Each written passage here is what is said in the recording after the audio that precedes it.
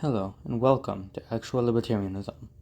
I live in central North Carolina, and recently a Category 4 Hurricane Helene hit the western part of my state as well as Georgia, Florida, and South Carolina, and other states. It seems to have hit western North Carolina the hardest. 120 people have died from Helene.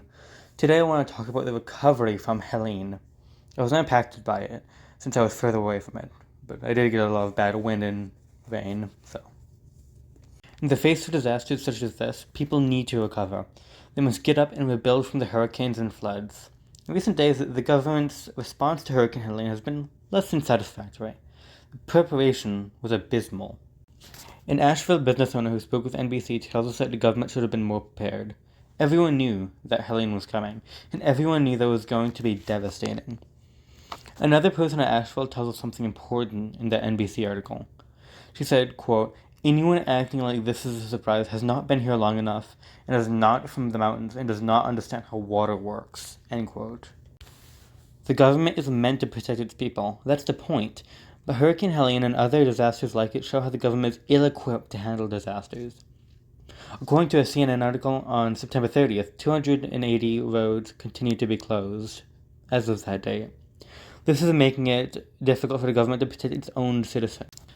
The government's problematic preparation and confused response to Hurricane Helene makes one thing clear. The best path for recovery is not through the government.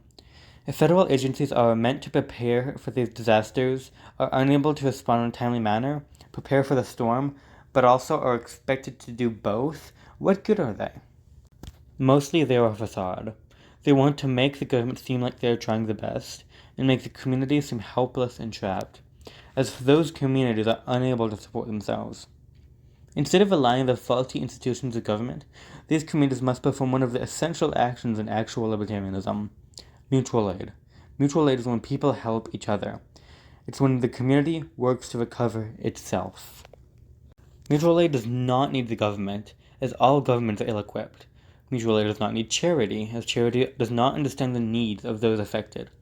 Mutual aid does not need leadership, as leadership allows for betters and lessers. All mutual aid needs is the community. If I have water for you to drink and you have some cleaning supplies, we can help each other. I can give you some of my water and you can give me some of your cleaning supplies to help clean a house. Of course, mutual aid does need to reach outside sometimes. When mutual aid is internal to the community, it is often based on survival. When mutual aid is forced to acquire supplies or help from elsewhere, it can acquire these through donations or even more mutual aid. For instance, there have been people donating to those affected by Helene. Actual libertarianism takes mutual aid a step further. Instead of using it only in the case of disaster, we use it all the time. It negates capitalist structures, government, and hierarchy. It shows us that a community can support itself to survive, and when it can't, others can use more mutual aid to help.